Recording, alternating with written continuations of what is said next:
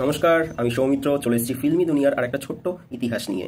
আমরা আজ জানবো অন্নদাতা বলে প্রসেনজিৎ চ্যাটার্জি এবং রাজ্জাকের অভিনয় করা যে সিনেমাটা আমাদের সবার প্রিয়, যেটা ডিরেক্ট করেছিলেন রবি কিনাগি 2002 সালে, যেটা রিলিজ করেছিল। তো এই যে অন্নদাতা মুভিটা আমরা সবাই জানি যে সোয়ার্গ বলে 1990 সালে সোয়ার্গ বলে একটা হিন্দি সিনেমা রিলিজ করেছিল, যেখানে গোবিন্দা এবং রাজেশ খান্না লিড রোলে ছিল।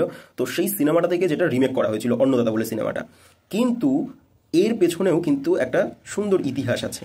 এই সোয়ার্গ বলে সিনেমাটাকে রিমেক করা হয়েছিল কিন্তু মেহেরবান বলে 1967-এর একটা সিনেমা থেকে। তো এই যে 1967-এর যে মেহেরবান সিনেমাটা, এটা আবার রিমেক করা হয়েছিল একটা সাউথ ইন্ডিয়ান সিনেমা থেকে, যার নাম ছিল পদ্দিকাদা মেধাই, যেটা পরবর্তী 1962-তে তেলেগুতেও রিমেক করা হয়েছিল।